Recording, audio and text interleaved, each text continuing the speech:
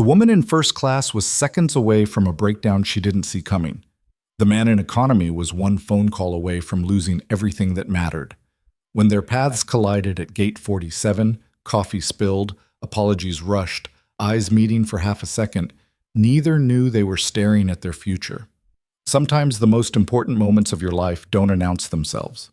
They slip in quietly, disguised as accidents. This is the story of how a desperate father and an untouchable CEO found each other 35,000 feet above the ground and discovered that being lost together might be the only way to find home.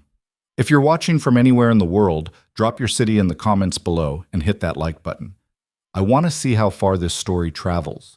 Adrian Cole stood at the bathroom sink of his cramped studio apartment, hands braced against the chipped porcelain, trying to remember how to breathe like a normal person.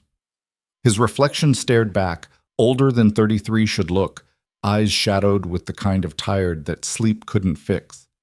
Behind him, through the thin wall, he could hear his son coughing. That wet rattling sound that had been getting worse for 3 days. "Daddy?" The small voice cut through everything else. Adrian turned, forcing his face into something that wouldn't scare a 6-year-old. "Yeah, buddy?" Liam was sitting up in the fold-out couch they shared, his Spider-Man pajamas too big on his thin frame. His cheeks were flushed, fever-bright even in the dim morning light filtering through their single window. "Are you really going away today?" Adrian crossed the room in 3 steps and sat on the edge of the mattress. The springs complained. Everything in this place complained. The walls, the floors, his own body when he tried to pretend everything was fine.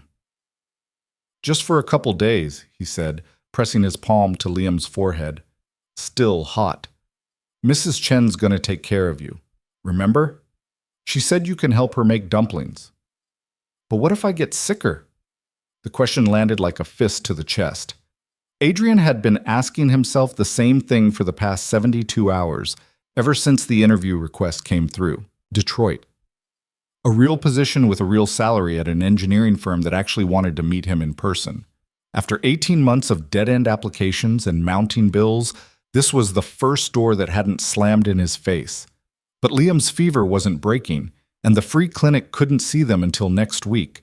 And Mrs. Chen from 3B was kind, but she was 72 years old and, "You won't," Adrian said, with a confidence he absolutely did not feel. "It's just a cold, Liam. A bad one, yeah, but just a cold. And I'm going to nail this interview, and then we're going to move somewhere better. Somewhere with your own room, maybe even a backyard." Liam's eyes went wide. "With a tree? The biggest tree you ever saw." It was a lie wrapped in hope, wrapped in desperation, but Liam smiled, and that made it worth telling. 2 hours later, Adrian was sitting on the airport shuttle, his entire professional wardrobe, 1 suit, 1 tie, 1 pair of dress shoes, packed into a duffel bag that was older than his son. His phone buzzed.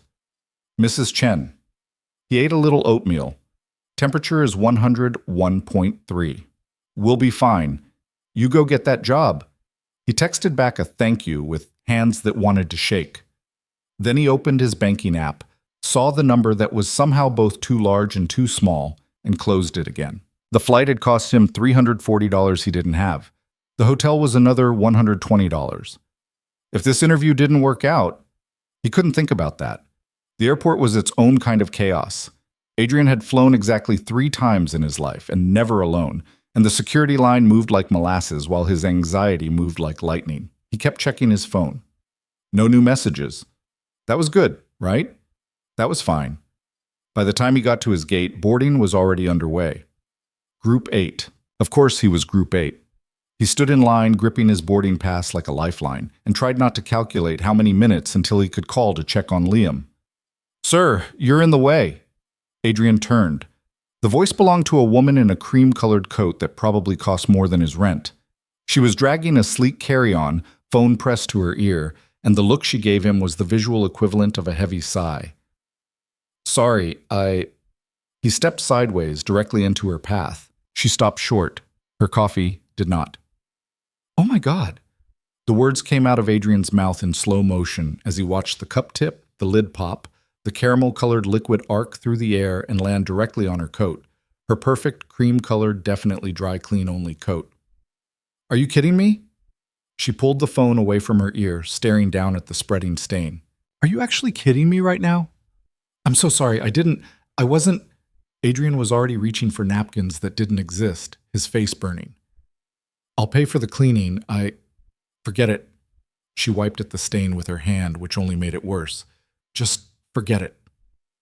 I really am sorry. She looked up at him then, really looked, and for a second something flickered across her face. Not quite anger, something more like exhaustion wearing an anger mask. Yeah, she said. I'm sure you are. Then she was gone, swept into the priority boarding line, and Adrian was left standing there with his heart hammering and his cheeks hot, and the absolute certainty that he'd just ruined someone's day before 9 in the morning. The universe was really testing him today. Vanessa Hale had been awake for 37 hours. This wasn't unusual. When you ran a company that employed 8,000 people across 4 continents, sleep became a suggestion rather than a requirement. But this particular stretch of consciousness had been especially brutal.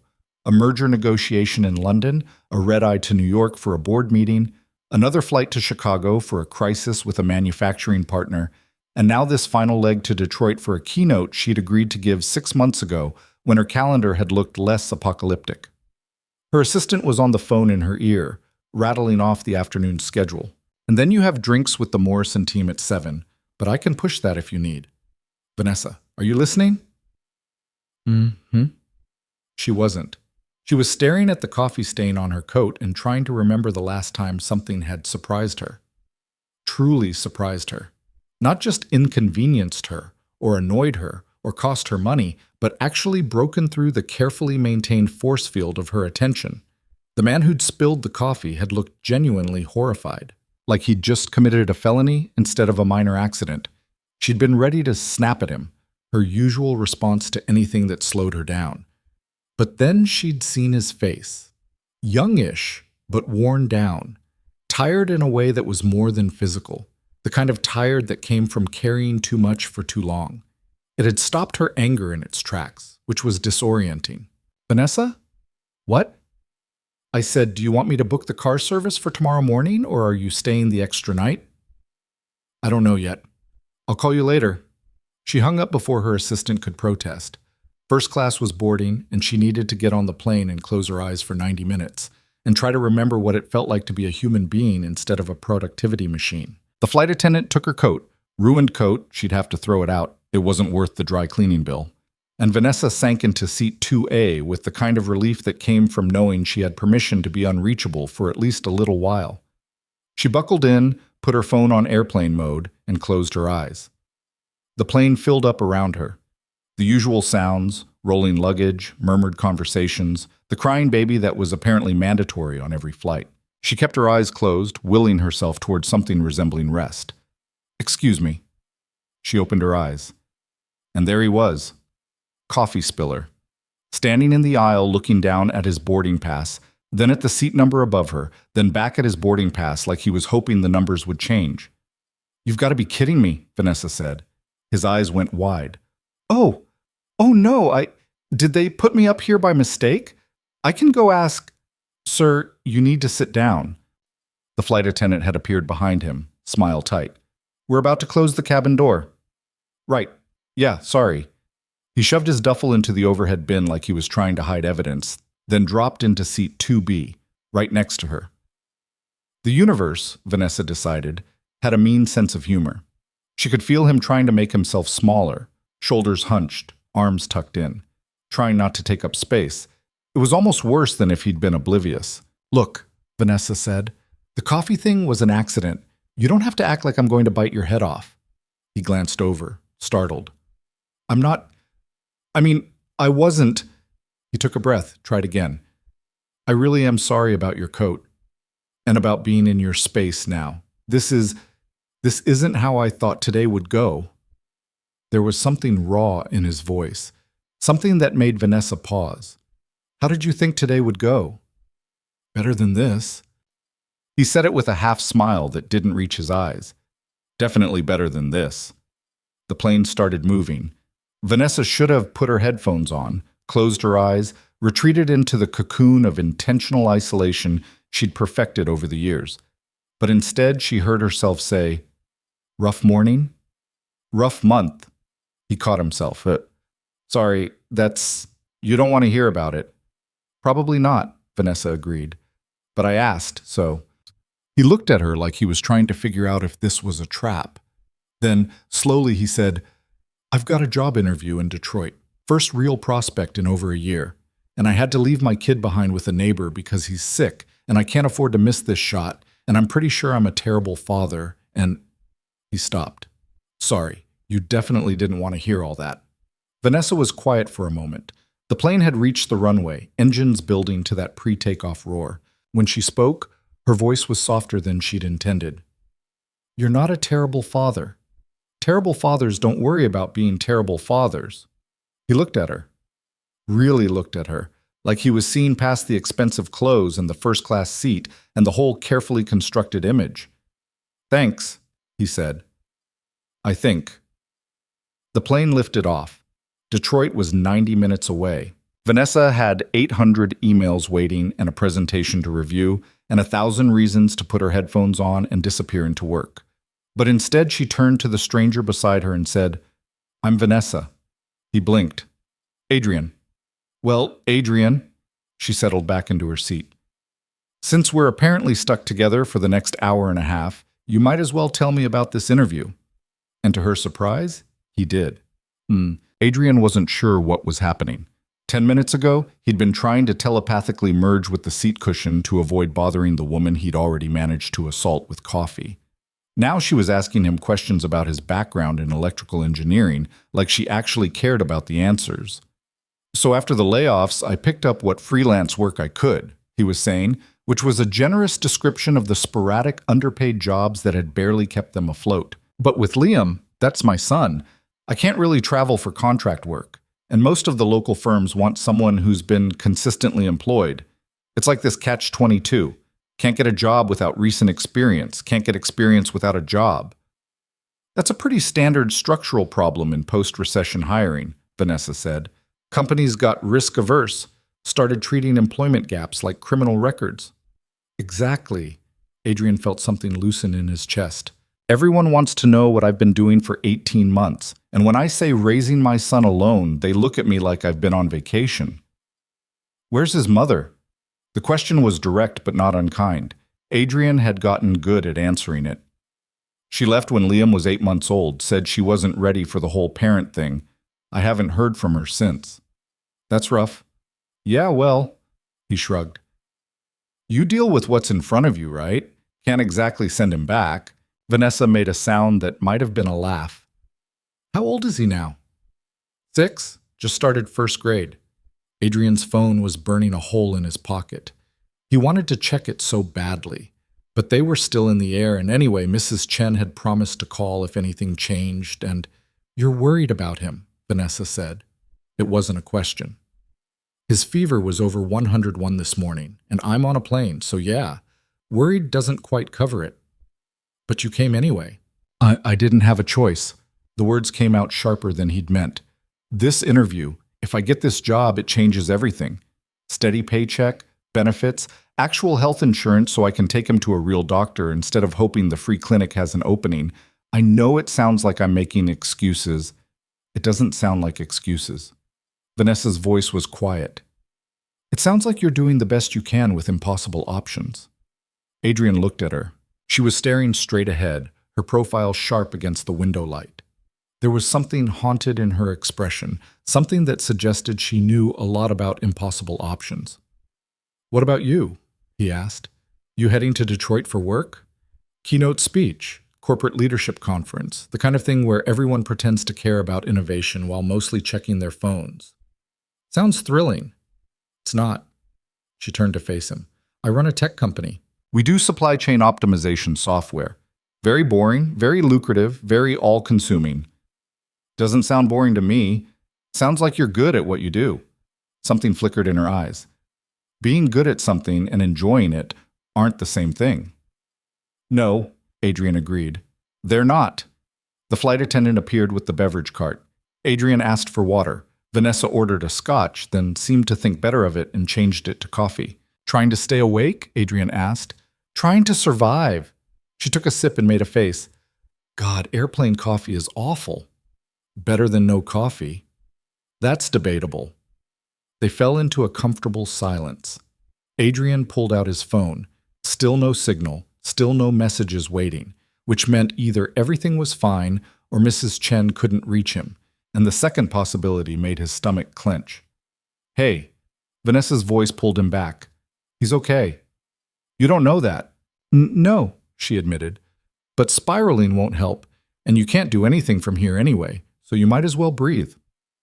It was practical advice delivered without judgment, and somehow that made it easier to take. Adrian forced himself to put the phone away. Is it always like this? Vanessa asked. The worry? Pretty much. He rubbed his face. People talk about how kids change your life, but they don't tell you that part of the change is walking around with your heart outside your body. Everything is scarier when you have someone depending on you. I can imagine. Do you have kids? No. The word was flat. Never seemed like the right time. And then suddenly I was 41 and I'd built this company, but I'd somehow forgotten to build anything else. There was a hollowness in her voice that Adrian recognized. He'd felt it at 3 a.m. when Liam was finally asleep, and the apartment was quiet, and he'd had space to realize how lonely it all was. How long it had been since he'd had an adult conversation that wasn't about bills or school pickups, or whether the landlord was going to fix the heating before winter. For what it's worth, Adrian said, you seem like you're doing okay. Vanessa's laugh was sharp. I'm on 37 hours without sleep, flying to a city I hate, to give a speech I don't want to give, for a company that would function exactly the same without me. I'm the definition of doing okay. At least you're self-aware about it. Is that supposed to be comforting? Not really, just true. She looked at him, and something shifted in her expression. You're not what I expected. What did you expect? I don't know, more apologizing, probably. More being intimidated by the mean lady in first class. Are you mean? Vanessa considered this. I'm efficient. People often confuse the two. That sounds like something you tell yourself. Careful, she said, but there was no heat in it. I could make the next 90 minutes very uncomfortable. Could be worse. I could spill more coffee on you. Don't even joke about that. They were grinning at each other, and Adrian couldn't remember the last time he'd smiled this much while simultaneously being terrified about his son and stressed about his interview and aware that his entire financial future rested on the next 48 hours. But somehow, talking to this stranger who was sharp and sad and surprisingly easy to be around, it helped. The pilot's voice crackled over the intercom. Folks, we're about to hit a little patch of rough air. Flight attendants, please take your seats. The seatbelt sign dinged on. Adrian felt the plane start to buck slightly, that stomach-dropping sensation of hitting turbulence. He wasn't afraid of flying, exactly, but he wasn't a fan either, especially not when his nerves were already frayed. Next to him, Vanessa had gone still. Her hands were gripping the armrests, knuckles white. You okay? Adrian asked. Fine. But her voice was tight. The plane dropped, just a little, but enough that Adrian's stomach lurched. And without thinking, he reached over and put his hand over hers. She flinched. Then, slowly, her fingers loosened. She didn't pull away. Not a fan of turbulence? Adrian asked quietly. Not a fan of not being in control. Yeah, I've been feeling that way for about 6 years. She made a sound that might have been a laugh or might have been something else. The plane shuddered again. Her hand tightened around his. They stayed like that for the next 10 minutes, hands clasped, not speaking, while the plane fought through rough air, and Adrian tried not to think about how this was the first time he'd held someone's hand in longer than he could remember. How strange it was that this person was a complete stranger. How strange it was that it didn't feel strange at all. When the turbulence finally passed and the seatbelt sign went off, Vanessa carefully extracted her hand. Thanks, she said, not looking at him. Anytime. They didn't talk much after that. Vanessa pulled out her laptop and started typing with the focused intensity of someone who had learned to work in any condition. Adrian closed his eyes and tried to rehearse his interview answers in his head, but his mind kept wandering to the weight of her hand in his, the vulnerability in her voice when the plane had dropped. He must have dozed off, because the next thing he knew, someone was shaking his shoulder gently. Adrian, we're landing. He blinked awake, disoriented. Sorry, I didn't mean to. It's fine. Vanessa was looking at him with an expression he couldn't quite read. You needed the rest. The plane touched down. Around them, people immediately started grabbing bags and crowding the aisles.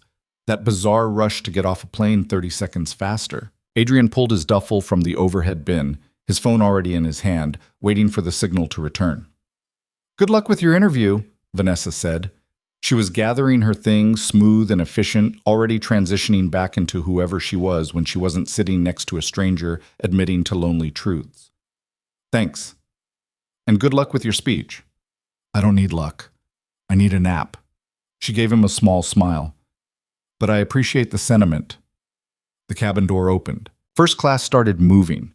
Vanessa stood and Adrian stood, and for a second they were just two people in an aisle, about to walk out of this plane and back into their separate lives. Hey, Vanessa? She turned back. Thanks, Adrian said, for listening and for, the hand thing. Her expression softened. Yeah, the hand thing. She hesitated like she was about to say something else. Then she just nodded. Take care of your kid. I will. And then she was gone, swept into the flow of departing passengers, and Adrian was left standing there with his phone in his hand and a strange ache in his chest that had nothing to do with Liam's fever. His phone buzzed to life. 3 missed calls from Mrs. Chen. A text. Call me when you land. Adrian's heart stopped. He pushed through the crowd, ignoring the annoyed looks, his fingers already dialing. The phone rang once, twice. Adrian, thank God! Mrs. Chen's voice was strained. I tried to call you in the air, but what happened? Is Liam okay? His fever spiked to 104. I couldn't get it down. I called an ambulance. They took him to County General about 20 minutes ago. The terminal spun. Adrian grabbed the nearest wall, trying to stay upright. Is he conscious? He's conscious. He's asking for you. But Adrian, they're talking about admitting him. They think it might be pneumonia. Pneumonia. His 6-year-old son had pneumonia, and Adrian was 300 miles away in a strange city, and I need to get back there. The words came out ragged. I need to get on the next flight back. There's a flight in 2 hours, Mrs. Chen said. I already checked. I can text you the details. Okay, tell him I'm coming. Tell him I'll be there as soon as I can. He hung up, stood there in the middle of the Detroit airport, people streaming around him, his whole world collapsing into the space of a phone call. The interview. He was supposed to go to the interview. It was in 4 hours.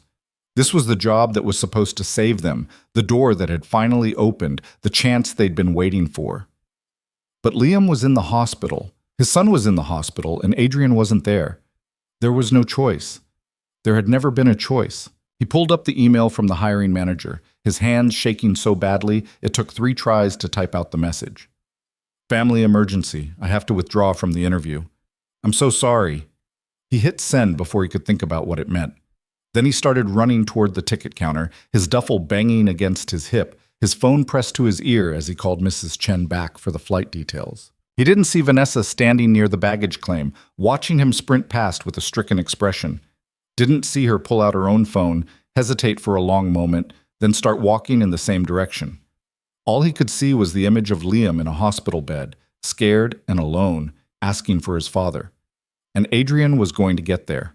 Even if it meant giving up everything else. Even if it meant the impossible options had just gotten more impossible. The ticket counter line stretched impossibly long. Adrian stood there, bouncing on his heels, checking his phone every 15 seconds like the numbers would somehow change.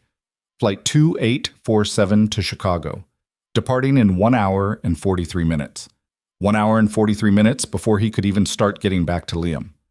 The woman in front of him was arguing about baggage fees. The agent behind the counter had the practiced patience of someone who'd had this exact conversation 1,000 times.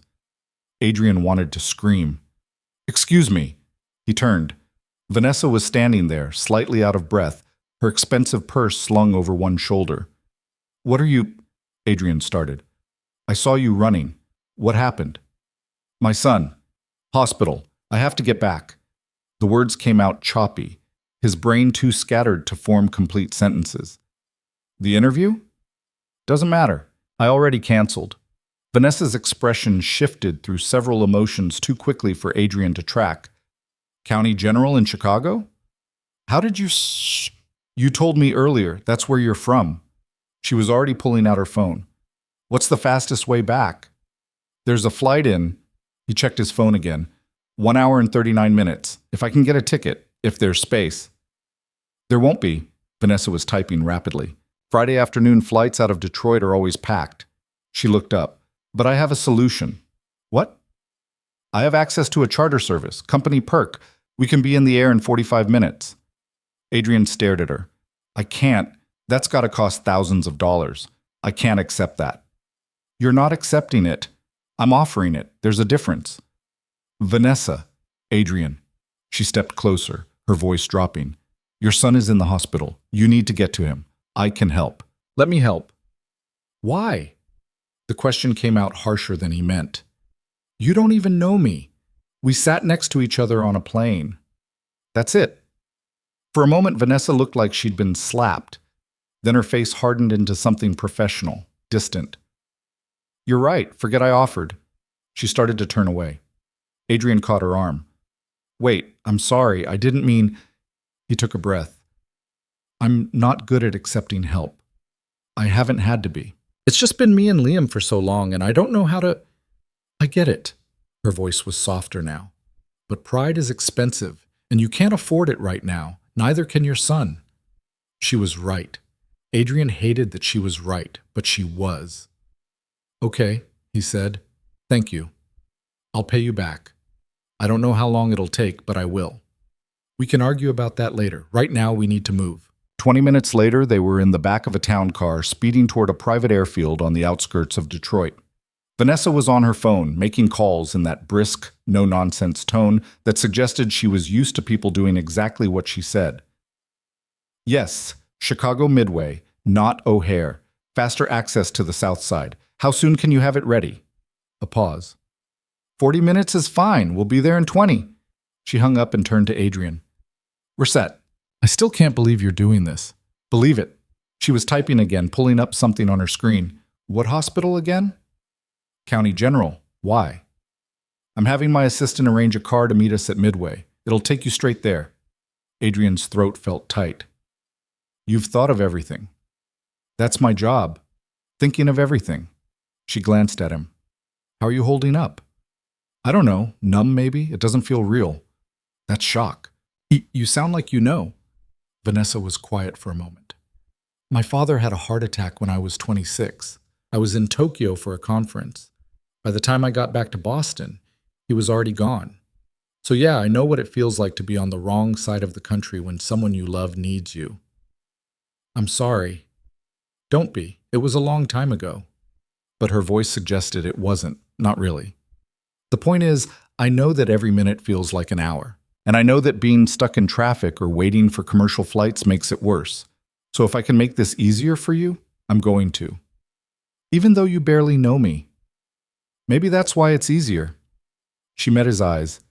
Sometimes it's simpler to help strangers. They don't come with all the complicated history. Adrian wanted to ask what she meant by that, but his phone buzzed. Mrs. Chen. Adrian, they've moved him to the pediatric ICU. His oxygen levels dropped, and they want to monitor him more closely. The ICU. His 6-year-old was in the ICU. Is he awake? In and out. The fever's still high. They've got him on antibiotics and fluids, but the doctor says the next few hours are critical. Critical. That was the word they used on medical dramas before someone died. I'm coming, Adrian said, his voice breaking. Tell him I'm coming, okay? I'm on my way. I will, honey. Just get here safe. He hung up, stared at his phone. Then, without warning, his eyes started burning. Hey. Vanessa's hand was on his shoulder. He's going to be okay. You can't know that. No, but I know that he's in the hospital, which means he's getting care. And I know that you're going to be there soon. That matters. Does it? I left him. I left my sick kid to chase a job that doesn't even matter now because I canceled the interview anyway and... Stop. Her voice was firm. You made the best choice you could with the information you had. Second-guessing yourself now doesn't help anyone. I should have stayed. And if you'd stayed, would the fever have broken because you were in the room? Would it have changed the pneumonia? No, but then you did what you needed to do. You tried to build a better future for both of you. That's not selfish. That's parenting. Adrian wiped his eyes with the heel of his hand. You're good at this, the pep talk thing. I've had a lot of practice talking people off ledges. Usually it's executives having breakdowns about quarterly earnings, but the principle's the same. Despite everything, Adrian almost smiled. Glad my crisis is familiar territory. I wouldn't go that far, but her tone was gentle. We're almost there. The private airfield was smaller than Adrian expected, just a few hangars and a single runway. The car pulled up next to a sleek jet that looked like it belonged in a movie about rich people with interesting problems. This is yours? Adrian asked as they climbed out. The company's. I use it maybe twice a year. Mostly it sits here costing money and making the CFO angry. Vanessa grabbed her bag. Come on. The pilot met them at the stairs, a woman in her 50s with silver hair and the calm demeanor of someone who'd seen everything. Miss Hale, we're fueled and ready. Flight time should be about 50 minutes. Perfect. Thank you, Captain Reed. Inside, the jet was exactly as ridiculous as Adrian had imagined. Cream leather seats, polished wood accents, enough legroom for a basketball team. He sat down and immediately felt out of place.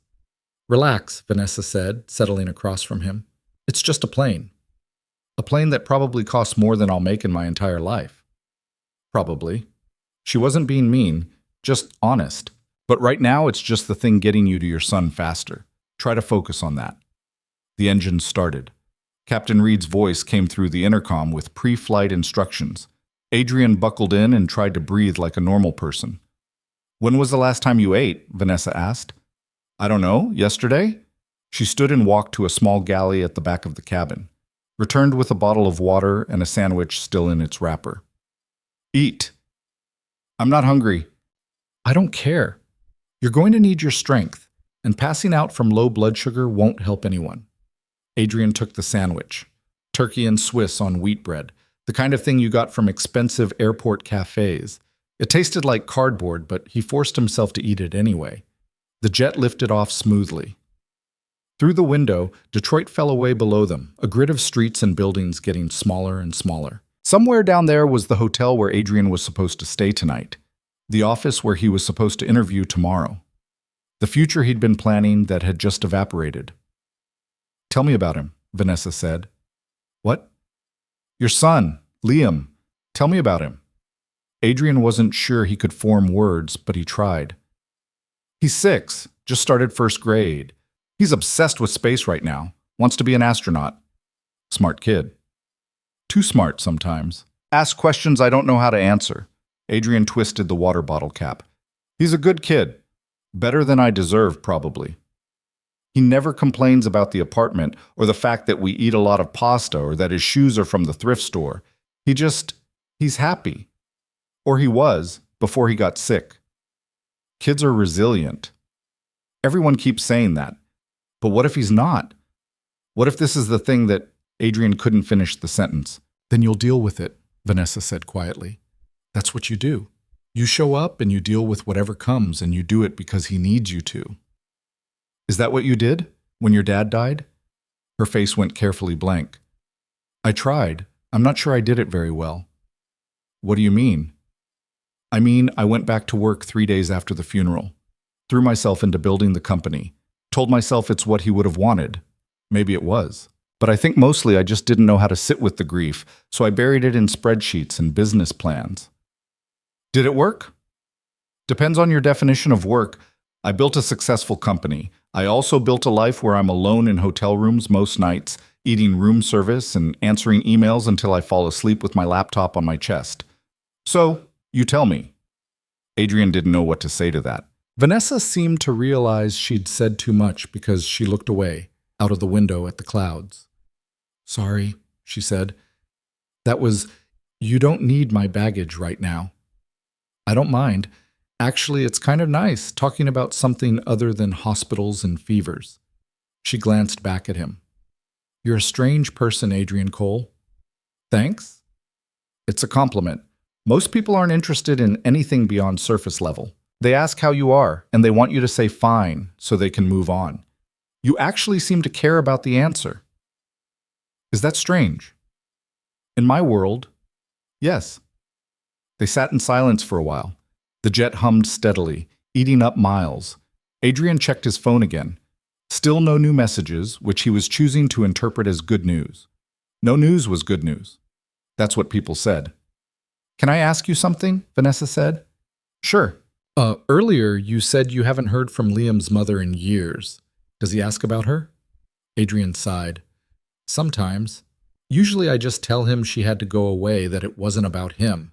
I don't know if that's the right answer. Every parenting book says something different, and none of them cover what to tell your kid when his mom just completely abandoned him. That must be hard, answering those questions. It's harder watching him try not to ask them. He's learned to read my face, you know? He can tell when a topic makes me sad or angry. So sometimes I think he holds things in because he doesn't want to upset me, and that...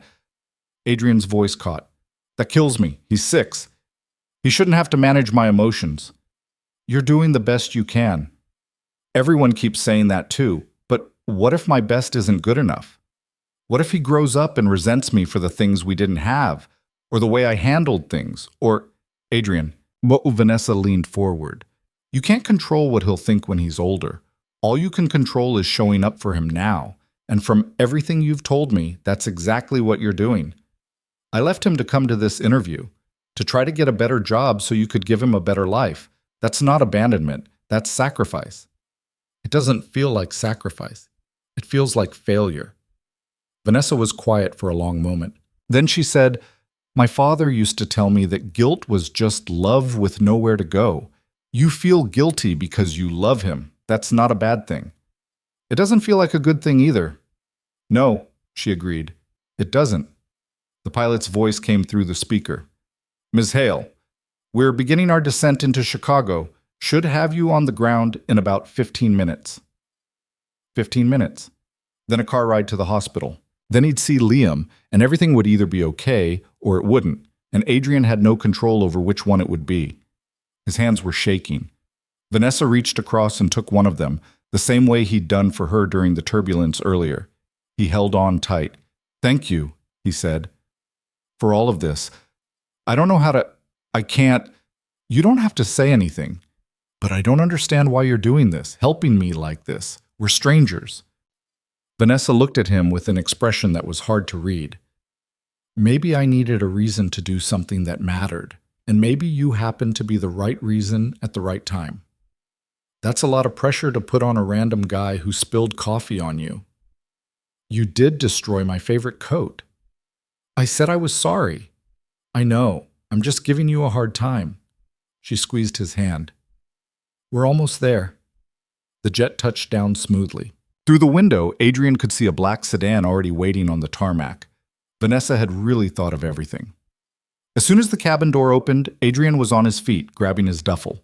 Vanessa followed at a more measured pace, thanking Captain Reed and saying something about future flight plans that Adrian didn't catch because his entire focus was on getting down those stairs and into that car.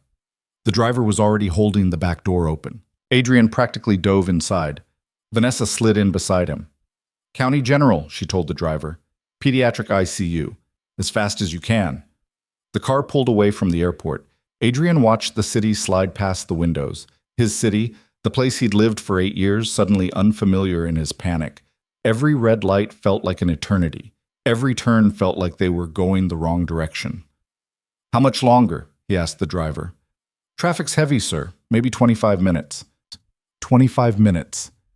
Liam had been alone for almost 3 hours now. 3 hours of being scared and sick and wondering where his father was. Adrian's phone rang. He answered before the first ring finished.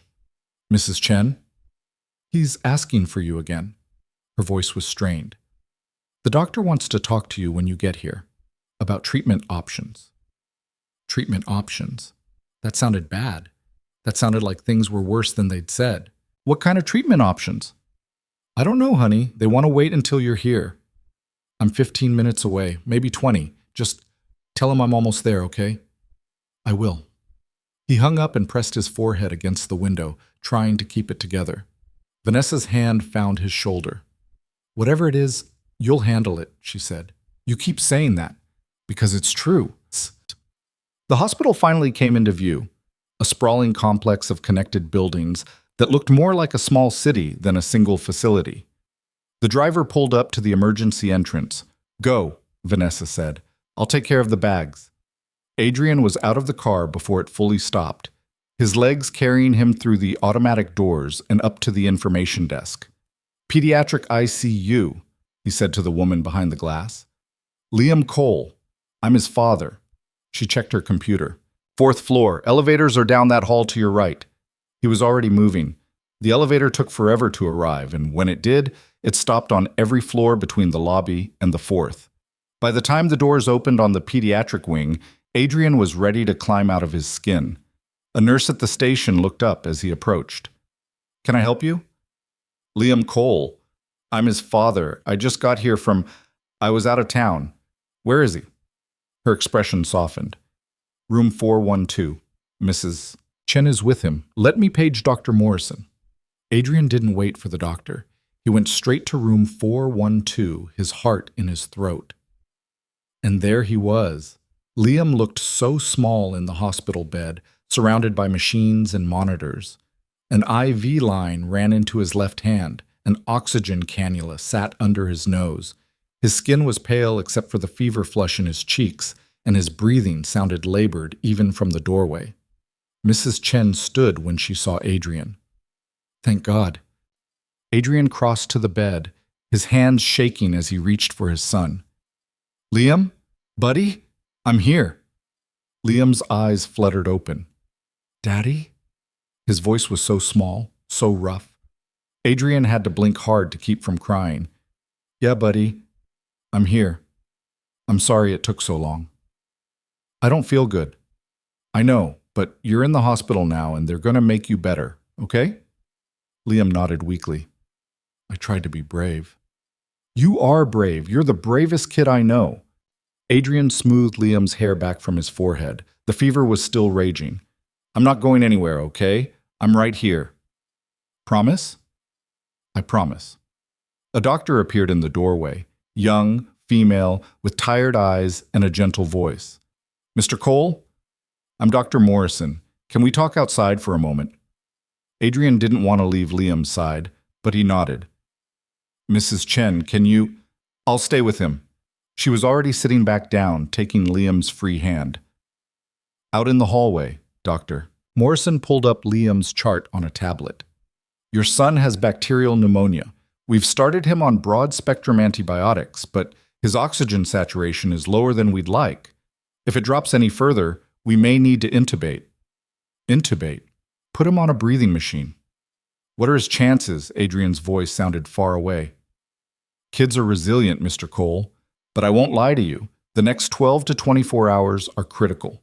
We need to see how he responds to the antibiotics. If his fever breaks and his breathing improves, we'll be in much better shape. And if it doesn't, then we adjust the treatment. We have options. But right now, what he needs most is rest and monitoring. And having you here is important. Kids do better when their parents are present. Adrian nodded, not trusting himself to speak. Dr. Morrison's expression softened. I know this is scary, but he's in good hands. We're going to do everything we can. Thank you. He went back into the room. Liam had already dozed off again, his breathing shallow but steady. Mrs. Chen stood, giving Adrian's arm a squeeze. I'm going to get some coffee, she said quietly. You need anything? No, thank you, for everything. That's what neighbors do. She paused at the door. That woman who came in with you, she's waiting in the family lounge. Seemed like she wanted to make sure you made it okay. Adrian had almost forgotten about Vanessa in the chaos of getting to Liam. I should probably go talk to her. I'll sit with Liam. The family lounge was a depressing room with worn furniture and outdated magazines and a TV playing a muted cooking show. Vanessa sat in one of the chairs, still in her now coffee-stained outfit, looking somehow both perfectly composed and completely exhausted. She stood when she saw Adrian. How is he? Pneumonia. They've got him on antibiotics, but they're not sure if he'll need a breathing tube. The words came out flat. The next day or so will tell. I'm sorry. Yeah. Adrian ran a hand through his hair. Listen, I can't thank you enough for getting me here. The plane, the car, all of it. I don't know what I would have done without— Don't. Vanessa held up a hand. You don't need to thank me. I do, though. What you did, it was the bare minimum. Any decent person would have done the same. That's not true, and you know it. Vanessa looked away. Well, I'm glad I could help.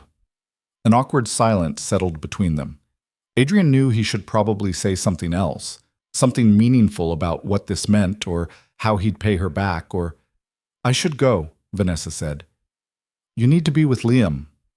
Right, yeah, of course. She picked up her purse, started toward the door, then stopped and turned back. I meant what I said on the plane, about this mattering, helping you today. It reminded me that there are things more important than quarterly reports and board meetings, so thank you for that. I think I'm supposed to be the one thanking you. Maybe we can both be grateful. She gave him a small, sad smile. Take care of your son, Adrian. I will. And then she was gone, and Adrian was standing alone in the depressing family lounge, trying to process everything that had happened in the last 6 hours. He went back to Liam's room, pulled a chair up next to the bed, took his son's small hand in his. I'm here, he whispered. I'm not going anywhere. Liam didn't wake up, but his fingers twitched slightly, like on some level he knew his father was there. Adrian settled in for what he knew would be a long night, his mind replaying the day in fragments. The spilled coffee, the plane, Vanessa's hand in his during the turbulence, the way she'd looked at him when she said sometimes it's simpler to help strangers. She wasn't a stranger anymore. He wasn't sure what she was, but she definitely wasn't a stranger. His phone buzzed. A text from an unknown number. This is Vanessa. Mrs. Chen gave me your number. I wanted to make sure you have a way to reach me if you need anything. I'm staying at the Marriott downtown tonight. No pressure, but the offer stands. Adrian stared at the message for a long time. Then he typed back, Thank you. For everything. I mean it. Her response came a minute later. Get some rest. He needs you strong. He put his phone away and focused on Liam, on the rise and fall of his chest, on the numbers on the monitors that he didn't fully understand but was learning to read, on staying present in this moment instead of spiraling into all the terrible possibilities. Somewhere across the city, Vanessa was probably in her hotel room, answering emails and pretending today had been just another day. But it hadn't been. Not for either of them. Something had shifted on that plane. Something Adrian didn't have the energy to analyze right now, but that he knew instinctively was going to change things. For better or worse, their lives had collided. And there was no going back to the people they'd been before. The hospital chair was designed by someone who had never spent a night in a hospital. Adrian shifted for the 100th time, trying to find a position that didn't make his back scream, and gave up. Comfort didn't matter. What mattered was the monitor next to Liam's bed, the oxygen levels that had been hovering at 89% for the last 3 hours. Dr. Morrison had said they needed to see 92 or higher, consistently, for at least 6 hours before they could even talk about reducing the oxygen support. It was 2 in the morning. The hospital had that particular middle-of-the-night quiet, broken only by distant beeps and the soft footsteps of nurses doing their rounds. Liam had been asleep for hours, his breathing still labored but steady. The fever hadn't broken yet, but it hadn't spiked higher either. Adrian was choosing to see that as progress. His phone lit up on the armrest. Another text from Vanessa. Still awake? He typed back. Can't sleep. You? Same. How's he doing? No change, which I guess is better than worse. That's how I think about board meetings. Despite everything, Adrian smiled. He started to type a response, then deleted it. Typed something else. Deleted that too. Finally settled on, You don't have to keep checking on us. You've done enough. Her reply came fast. I'm not doing it because I have to. Adrian stared at that message for a long moment. He wanted to ask what she meant, but his brain was too fried to handle complicated emotional conversations. Instead, he wrote, Thank you anyway. A nurse came in to check Liam's vitals, her movements quiet and efficient. She smiled at Adrian, the kind of sympathetic smile that healthcare workers must practice in training. You should try to get some rest, she said softly. He's stable right now. We'll wake you if anything changes. I'm okay. That wasn't really a suggestion, but her tone was kind. There's a recliner in the family lounge, more comfortable than that chair. I don't want to leave him. She nodded like she'd expected that answer. Well, at least try to close your eyes for a bit. He needs you to be functional when he wakes up. After she left, Adrian did try.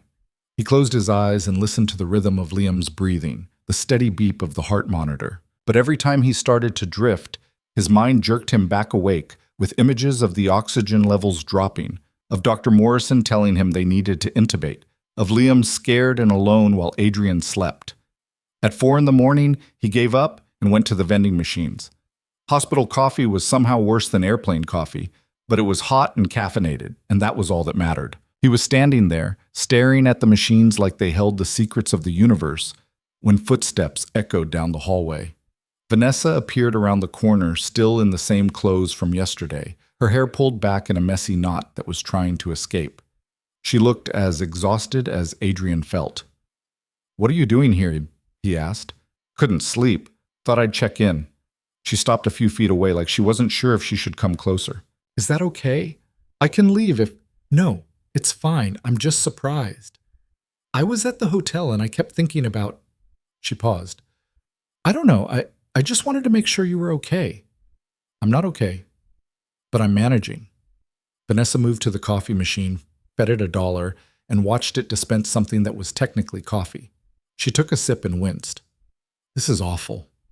"Yeah." They stood there in the fluorescent lighting, drinking terrible coffee, not speaking. It should have been awkward, but it wasn't. It felt oddly comfortable, like they'd known each other longer than one chaotic day. "How's Liam?"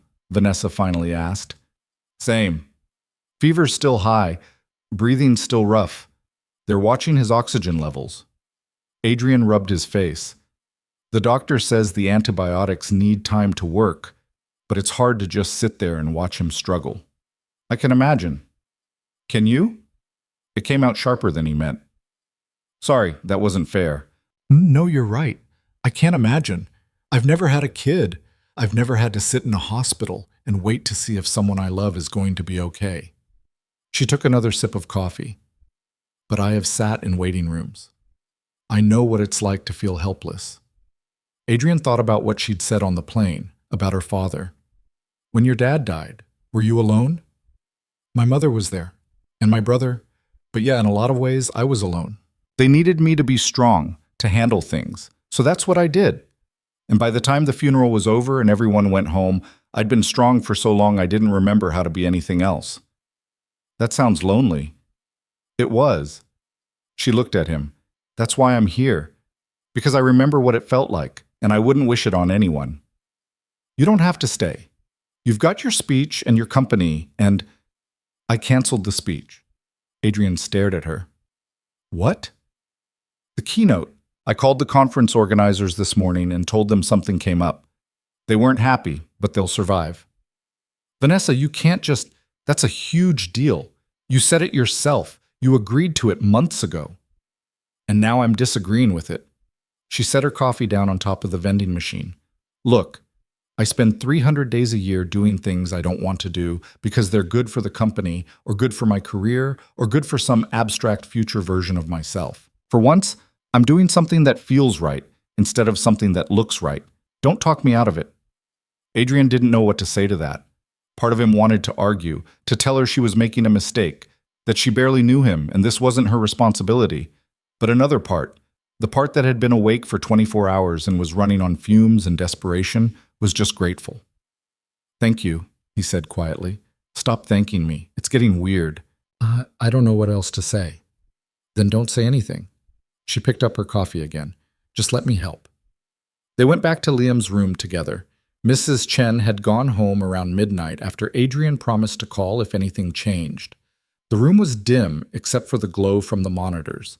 Liam was still asleep, his small chest rising and falling with effort. Vanessa stopped in the doorway, taking it all in. "He looks like you." "Poor kid." "I'm serious. Same nose, same stubborn chin." Adrian looked at his son, trying to see what she saw. All he could see was how small Liam looked, how fragile. He's tougher than he looks. I believe it. He's your kid. They settled into chairs on opposite sides of the bed. The silence stretched, but it wasn't uncomfortable. Adrian watched the monitors. Vanessa watched Liam. And somewhere in that quiet vigil, Adrian felt something shift in his chest. A kind of recognition, maybe, or connection. He wasn't sure what to call it. Can I ask you something? Vanessa said. Yeah. What was she like, Liam's mother? Adrian hadn't talked about Rebecca in years. Most people who knew him now didn't even know she existed. But sitting here in the dark with Vanessa felt like a space where truth was easier than usual. Young, he said. We both were. I was 26 when we met, she was 24. She was studying art history and I was finishing my engineering degree, and we met at a party and thought we had everything figured out. He paused. Turns out we didn't know anything. When did you realize that? About 2 months after Liam was born. I came home from work one day and she was just gone. Left a note that said she couldn't do this, that she'd made a mistake, that I'd be better off without her. Adrian's jaw tightened.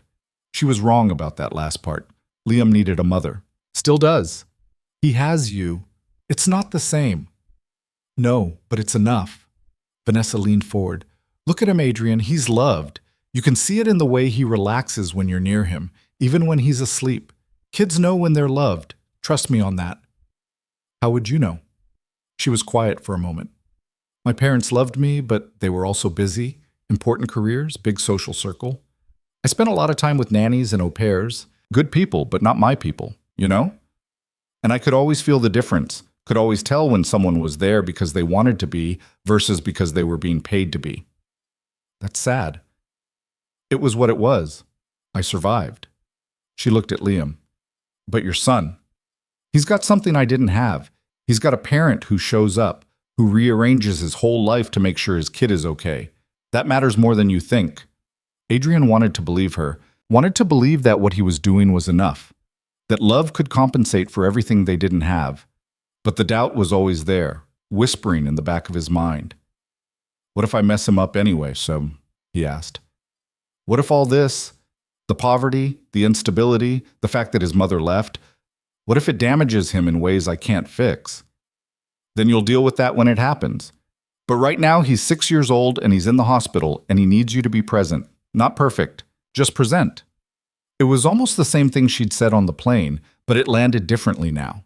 Maybe because Adrian was too tired to fight it, or maybe because he was starting to believe she might be right. Around 5:30, Liam started to stir. His eyes fluttered open, unfocused and glassy with fever. Daddy? Adrian was at his side instantly. I'm here, buddy. Right here. My chest hurts. I know. The doctors are helping with that. You just need to rest, okay? Liam's gaze drifted past Adrian to Vanessa. Who's that? A friend, Adrian said, because he didn't know what else to call her. Her name is Vanessa. She helped me get back to you. Liam studied her with the blunt curiosity of children. You're pretty. Vanessa's expression softened in a way Adrian hadn't seen before. Thank you. You're pretty brave from what I hear. I'm scared. That's okay. Brave people get scared too. They just don't let it stop them. And Liam seemed to consider this. Then he looked back at Adrian. Can you read to me? I didn't bring any books, buddy. I came straight from the airport. I have one. Vanessa pulled out her phone. Not a real book, but I've got an app. What do you like? Adventure stories? Science fiction? Space stories, Liam said, his voice weak. I like space. Vanessa scrolled for a moment, then started reading from her phone. A story about a kid who built a rocket ship in his backyard and flew to Mars. Her voice was steady and calm, and Adrian watched as Liam's breathing started to even out, his eyes getting heavy again. By the time she finished the story, Liam was asleep. Vanessa set her phone down quietly. That was kind of you, Adrian said. I used to read to my brother when he was little, before things got complicated. What happened? Life. Distance. Different priorities. She stood, stretching. I should probably go. Let you get some rest. You don't have to leave. I know, but I need a shower and a change of clothes, and you need to sleep, even if it's just for a couple hours. She grabbed her purse. I'll come back later if that's okay. It's more than okay. At the door, she paused. He's going to be fine, Adrian. I can feel it. I hope you're right. I'm always right. Ask anyone at my company. She left, and the room felt emptier without her. Adrian settled back into his chair, watching Liam sleep, and tried not to think too hard about why Vanessa's presence had become something he relied on after less than 2 days. The morning shift brought Dr. Morrison back, along with a team of residents who examined Liam and discussed his case in medical terminology that went over Adrian's head. But the conclusion was clear enough. The antibiotics were working. Slowly, but working. The fever had come down 0.5 degree. The oxygen levels had stabilized at 90%. It's progress, Dr. Morrison said. Not as fast as we'd like, but progress. If we see continued improvement over the next 12 hours, we can start talking about moving him out of the ICU. And if we don't, then we adjust the treatment plan. But let's stay optimistic. Kids bounce back faster than adults. His age is actually working in his favor. After the doctors left, Adrian called Mrs. Chen to update her. Then he texted Vanessa. Doctor says he's improving, slowly but improving. Her response came immediately. That's great news. I'm so relieved. Thank you for this morning, for the story. He liked you. He's a good kid. Wonder where he gets that from. Adrian stared at that message, something warm spreading through his chest. Before he could overthink it, he typed, "Come back whenever you want. We'll be here. Give me 2 hours. I need to look like a human being again." 2 hours later, almost to the minute, Vanessa appeared in the doorway. She'd changed into jeans and a simple sweater, her hair still damp from the shower. Without the business clothes and the exhausted edge, she looked younger, more approachable. "Hi," she said. "Hi." Liam was awake, watching a cartoon on the TV mounted to the wall. He perked up when he saw Vanessa. "You came back." "I said I would." She held up a bag. "And I brought reinforcements. Hospital food is terrible, so I got sandwiches. And..." She pulled out a small stuffed rocket ship. "I saw this in the gift shop and thought you might like it." Liam's face lit up in a way Adrian hadn't seen in days. "A rocket! Dad, look! It's a rocket!" "I see that, buddy. What do you say?" "Thank you!" Liam clutched the toy to his chest. "Can you tell me another space story?" "Maybe later," Adrian cut in. "Vanessa's been here all night. She needs rest too." "Actually," Vanessa said, settling into the chair she'd occupied earlier, "I'm good. What kind of story do you want to hear, Liam?" And for the next hour, she told stories, some from her phone, some that she seemed to make up on the spot, while Liam listened with rapt attention and Adrian sat there trying to figure out what was happening. This woman had walked into his life less than 48 hours ago. She'd been a stranger, an annoyance, someone whose coat he'd ruined. And now she was sitting in his son's hospital room, making up stories about astronauts and aliens, looking more at ease than she had when she was in her first-class seat managing the world. When Liam dozed off again, Vanessa stood and stretched. "I need coffee. Want to take a walk?" They ended up in the hospital cafeteria, which was marginally better than the vending machines, but not by much. Vanessa got a salad that looked like it had been made 3 days ago. Adrian got coffee and a muffin he had no intention of eating. "You're good with him," Adrian said as they found a table by the window. "He's easy to be good with. Smart kid, asks interesting questions. He asked me last week if black holes are sad because they're alone in space." Vanessa laughed. "What did you tell him?" "That I'd think about it and get back to him. I'm still thinking about it." They ate in comfortable silence for a while. Outside the window, the city was going about its Friday afternoon business. People rushing to lunch meetings, cars honking, life happening the way it always did when your world wasn't confined to a hospital room. "Can I ask you something?" Adrian said. "Sure." "Why are you really doing this? And don't say it's because any decent person would. We both know that's not true." Vanessa set down her fork. "You want the honest answer?" "Yeah." "I don't know." She looked out the window. "I've been asking myself the same question since yesterday. Why I offered the plane. Why I canceled my speech. Why I keep coming back here when I could just as easily go home and forget this ever happened. And I think maybe I needed this.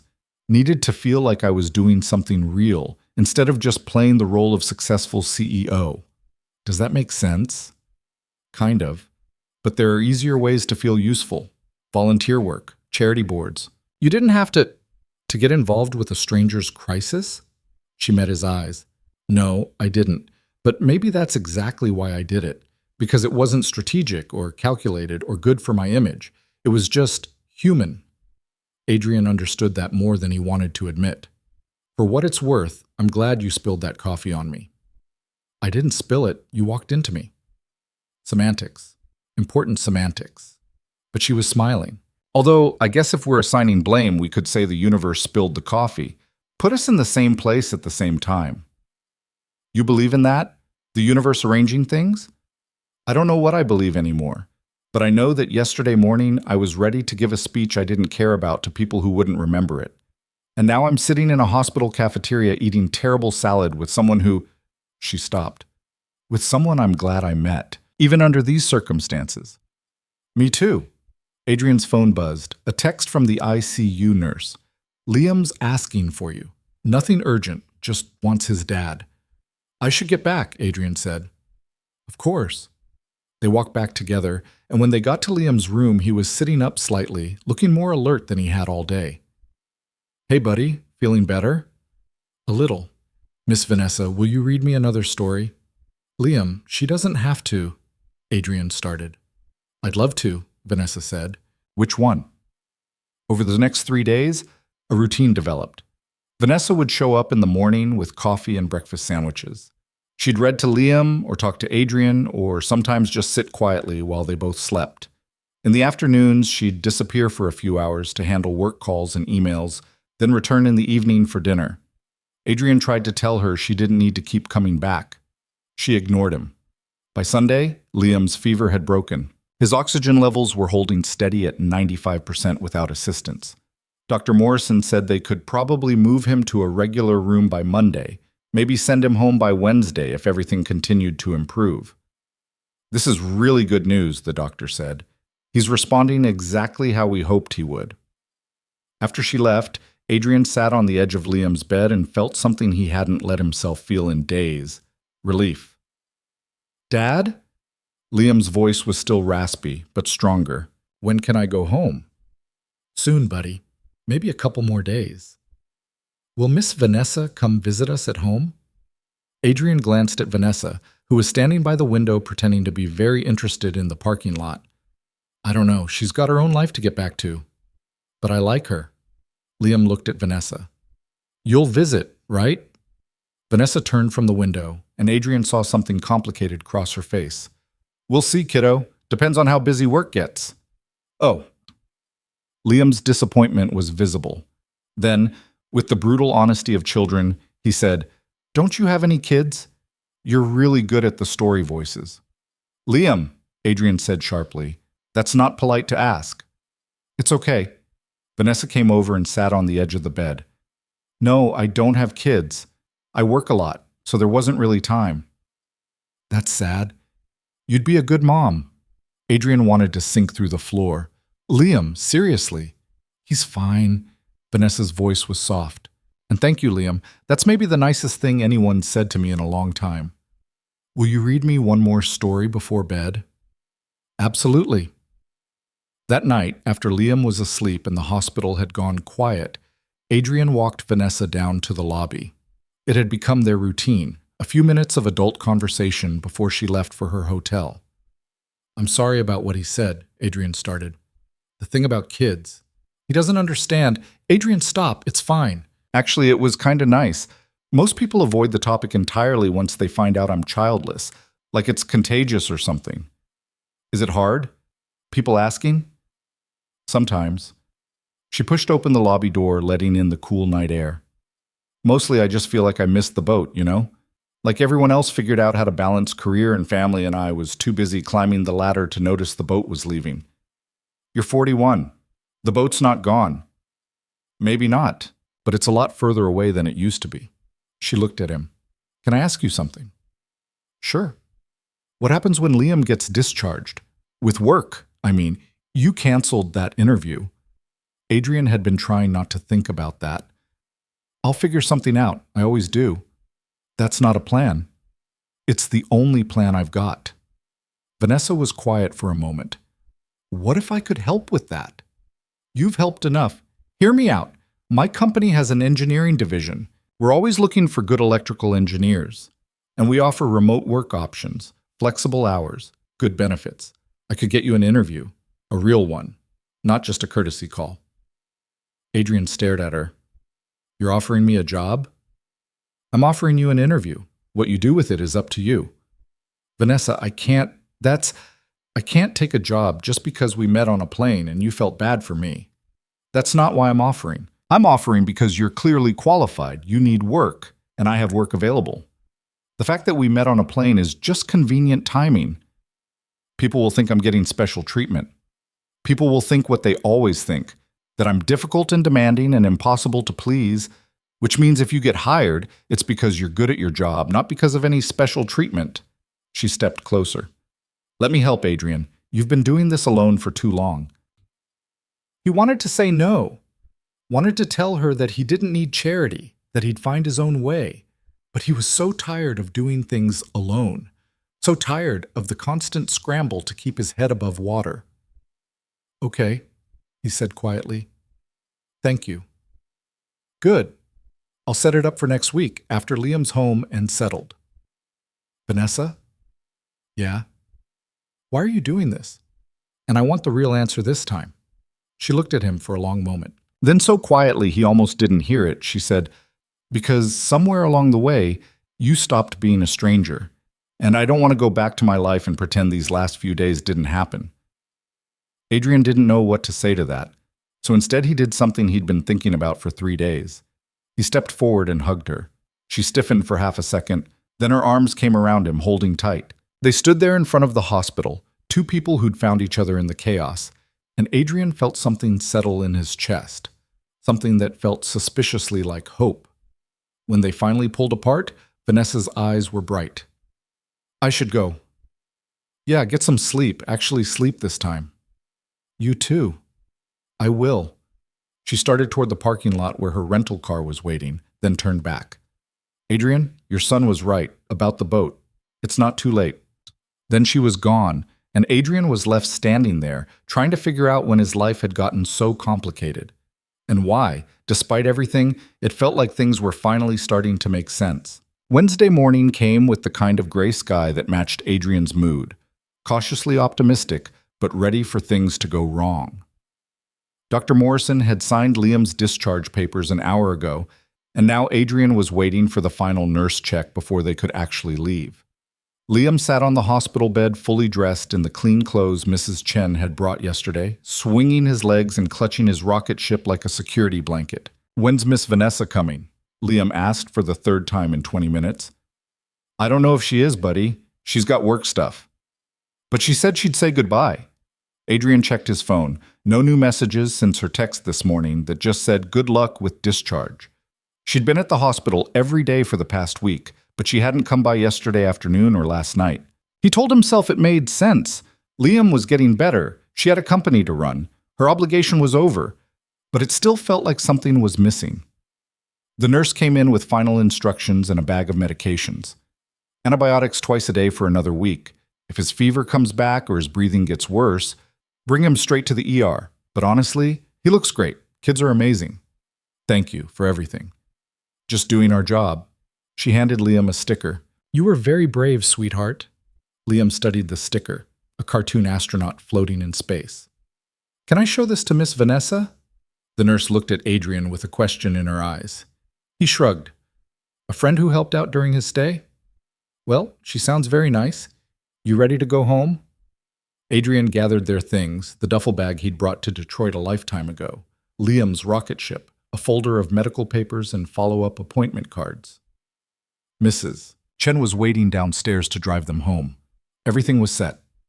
They were halfway to the elevator when Adrian heard his name. Wait! He turned. Vanessa was hurrying down the hallway, slightly out of breath, carrying a gift bag covered in stars and planets. Liam's face lit up. You came! Of course I came. I wasn't going to let you leave without saying goodbye. She knelt down to Liam's level.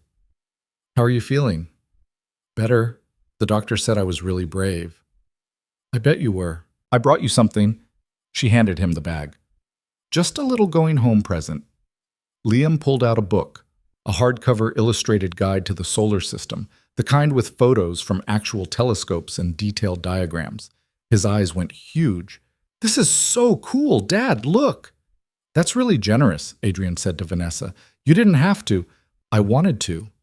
She stood up. And I figured he could read it on his own once he's feeling stronger. Maybe learn some actual facts instead of my made-up stories. I liked your stories, Liam said seriously. They were better than real facts.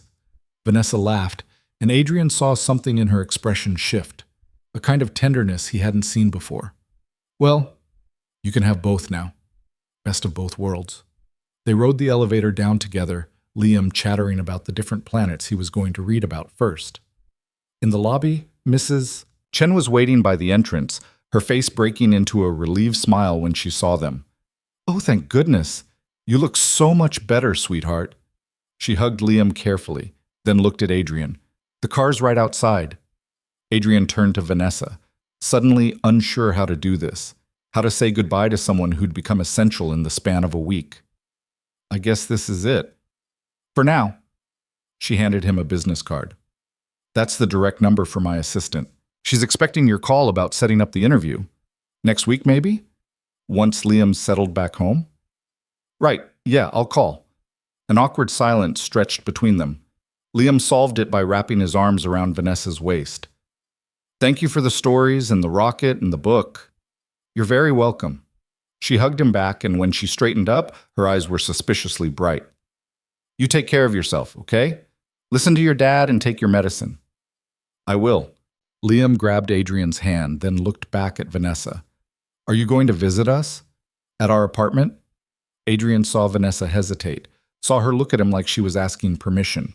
He should probably say something diplomatic, something that let them both off the hook. Instead, he heard himself say, You're always welcome, if you want. I'd like that, Vanessa said quietly. If it's really okay. It's really okay. Mrs. Chen cleared her throat gently. We should get this one home. Doctor's orders were rest and quiet. Right, of course. Vanessa stepped back. Go. I'll call you about the interview details. Adrian wanted to say more, wanted to acknowledge what had happened between them, whatever it was. But Liam was tugging his hand and Mrs. Chen was heading for the door, and the moment was passing, so he just nodded and said, Thank you for everything. Stop thanking me, Vanessa said, but she was smiling. In the car, Liam immediately opened his new book, absorbed in pictures of Jupiter's moons. Adrian stared out the window, watching the hospital shrink in the side mirror, and tried to ignore the hollow feeling in his chest. She's special, that one, Mrs. Chen said softly. What? Your friend, Vanessa. She's special. You don't find many people like that. We just met. On a plane. We're not. I didn't say you were anything. I just said she's special, and you'd be a fool not to see it. Adrian didn't have an answer for that. The apartment felt smaller than he remembered. Or maybe it was just that Adrian had spent the last week in sterile hospital rooms with high ceilings. Liam went straight to their shared bed and burrowed under the covers with his rocket ship and his new book, looking content for the first time in weeks. Hungry? Adrian asked. A little? None. How about grilled cheese? With the good cheese. Adrian thought about his bank account, about the medical bills that would be arriving soon, about the fact that he still didn't have a job. Then he looked at his son's hopeful face and said, Yeah, with the good cheese. While Liam ate and read, Adrian sat at their tiny kitchen table and opened his laptop. Emails had piled up, bills he couldn't pay, automated job rejection notices, spam. He deleted most of them without reading. Then he opened a new tab and looked up Vanessa's company.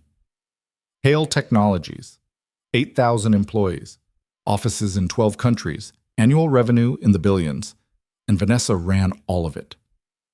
Adrian stared at her official headshot on the company's leadership page. She looked different, more severe, more untouchable. The woman in that photo would never sit in a hospital room reading space stories to a 6-year-old, would never fly a stranger across 3 states on a private jet, would never... His phone rang. Unknown number. Hello? Mr. Cole? This is Jennifer Park. Ms. Hale's executive assistant. She asked me to reach out about scheduling your interview with our engineering division. Adrian's heart kicked up. Oh, right. Yeah, I'm available next week. Wonderful. How's Monday at 10? We can do it via video conference if that's easier, given your son's recovery. That works. Thank you. Perfect. I'll send you the meeting link and some information about the position. It's a senior electrical engineer role, remote work with occasional travel to our Chicago office. The salary range is... She named a number that made Adrian's breath catch. It was more than double what he'd been making before the layoffs. It was life-changing money. That sounds good. Great. Ms. Hale speaks very highly of you. I'm looking forward to reviewing your application. Have a good day, Mr. Cole. After she hung up, Adrian sat there staring at his phone. Vanessa speaks very highly of you. They'd known each other for 8 days. How could she speak highly of him when she barely knew him? But that wasn't quite true, was it? In those 8 days, they'd talked more honestly than Adrian had talked to anyone in years. She'd seen him at his worst, desperate, scared, barely holding it together, and she hadn't run. She'd stayed, and now she was opening doors for him that had been locked for 18 months. Dad? Liam's voice was sleepy. Can you sit with me? Adrian closed the laptop and joined his son on the bed. Liam immediately curled into his side, the book forgotten on his chest. I'm glad we're home, Liam said. Me too, buddy. Do you think Miss Vanessa will really visit? I don't know, maybe. She's really busy with her job. But she likes us. I can tell. Adrian smoothed Liam's hair back. How can you tell? Because she looks at you the same way you look at your coffee in the morning, like she needs it. Out of the mouths of children. That's a pretty specific observation. Mrs. Chen says I'm perceptive. That means I notice things. You are perceptive. Sometimes too perceptive. Is that bad? No, buddy. It's good. It means you're smart. Adrian felt Liam's breathing start to slow, the inevitable afternoon nap. Get some sleep. Doctor's orders. Will you stay? I'm not going anywhere. Within minutes, Liam was asleep. Adrian stayed there, listening to his son breathe without the rattle that had terrified him for days, and tried to figure out what he was supposed to do now. The interview was in 5 days. He should be preparing, reviewing his portfolio, practicing answers, making sure he looked professional on camera. Instead, he kept thinking about Vanessa in the hospital lobby, the way she'd looked when Liam hugged her, like it meant something, like maybe she was as lost as Adrian had been, just better at hiding it. His phone buzzed, a text from Vanessa. Jennifer said you're all set for Monday. How's Liam doing at home? Adrian typed one-handed, careful not to disturb Liam. Already asleep. I think he's happy to be back in his own bed. I bet. And how are you? He stared at that question. The honest answer was complicated, relieved that Liam was safe, terrified about money, confused about whatever was happening between him and Vanessa, but he went with, hanging in there. Thank you for setting up the interview. You didn't have to do that. We've been over this. Stop thanking me. I can't help it. This could change everything for us. Then nail the interview and we'll call it even. Adrian smiled despite himself. Deal. Hey, Liam meant what he said. About visiting. If you want to see the world's smallest apartment and eat subpar grilled cheese, you're genuinely welcome. The 3 dots appeared, disappeared, appeared again. Finally, I might take you up on that. Anytime. Be careful, I might show up when you least expect it. I'm counting on it. He sent the text before he could overthink it, then immediately wondered if he'd been too forward. But Vanessa just responded with a simple smiley face, and Adrian decided to take that as a good sign. The weekend passed in a blur of medicine schedules and follow-up appointments, and Liam reading his spacebook cover to cover twice. By Sunday night, Adrian was as prepared for the interview as he was going to be. He'd reviewed the job description, researched Hale Technologies' recent projects, and practiced answering common interview questions until he could do it in his sleep. What he wasn't prepared for was the knock on his door at 7 on Monday morning. He opened it to find Vanessa standing in the hallway, holding 2 coffee cups and a bag from the bakery 3 blocks over. She was in jeans and a sweater again, her hair pulled back, looking nothing like the CEO in the corporate headshot. What are you doing here? Adrian asked, too surprised to be polite. Bringing moral support. And breakfast. Can I come in? He stepped aside, suddenly very aware of how small and shabby the apartment was. The peeling paint, the crack in the ceiling, the fact that he and Liam shared a fold-out couch because there was no bedroom. If Vanessa noticed any of it, she didn't show it. She just set the coffee and pastries on the kitchen table and said, "You're interviewing at 10, right?" "Yeah, how did you—" "I know everything that happens in my company, hazard of being the boss." She pulled out a chair. "I won't stay long. I just wanted to make sure you were ready." "I'm ready. Nervous, but ready." "Don't be nervous. You're qualified. You need work. We need engineers. It's a good fit." "Unless they think I'm only getting considered because the CEO took pity on me." Vanessa's expression hardened slightly. "The hiring team doesn't know we've met. Jennifer scheduled you like any other candidate. What happens in that interview is entirely up to you. But you recommended me. I made an introduction, that's all. If you're not qualified, you won't get the job. And if you are, which you are, then you'll get it on your own merit." She pushed one of the coffee cups toward him. "Stop second-guessing this.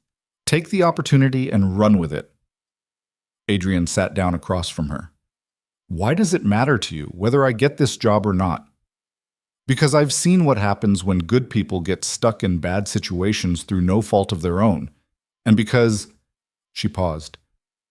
"Because I meant what I said at the hospital. You stopped being a stranger somewhere along the way. Is that all I am? Not a stranger?" The question hung between them.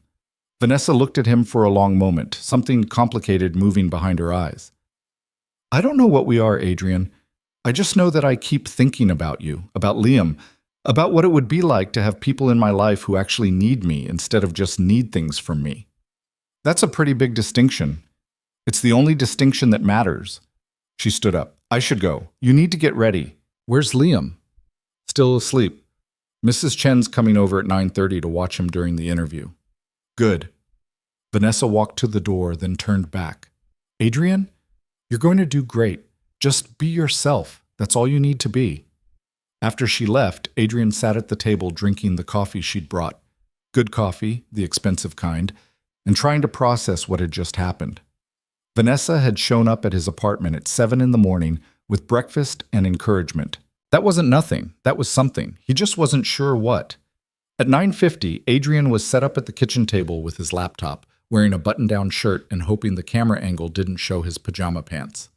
Mrs. Chen had taken Liam to her apartment to keep him quiet during the interview. The apartment was silent except for Adrian's pounding heart. At exactly 10, the video call connected. 3 faces appeared on screen, 2 men and a woman, all looking professional and serious. "Mr. Cole? I'm David Chen, head of the engineering division. This is Sarah Martinez, our senior project manager, and Tom Wilson, lead electrical engineer. Thanks for meeting with us." "Thank you for the opportunity." The interview started with standard questions about his background and experience. Adrian fell into the rhythm of it, explaining his previous projects, his approach to problem solving, his technical skills. It felt good to talk about work again, to remember that he was more than just a struggling single father. Then Tom asked, "I see you have an 18-month gap in employment. Can you walk us through that?" Here it was, the question that had tanked every other interview. Adrian took a breath and decided to try something different. The truth. "I was laid off when my previous company downsized. At the time, my son was 4 and I was his only parent. So while I was looking for new positions, I was also managing childcare and keeping us afloat financially. I took some freelance work when I could, but most firms wanted someone available for full-time on-site positions, and I couldn't make that work with my situation. I understand that's not ideal from an employment perspective, but I'm a good engineer, and I'm ready to prove that if you'll give me the chance." The 3 interviewers exchanged glances. Then Sarah leaned forward. "Actually, that's exactly the kind of honesty and problem-solving we're looking for. Parenting is project management on expert mode.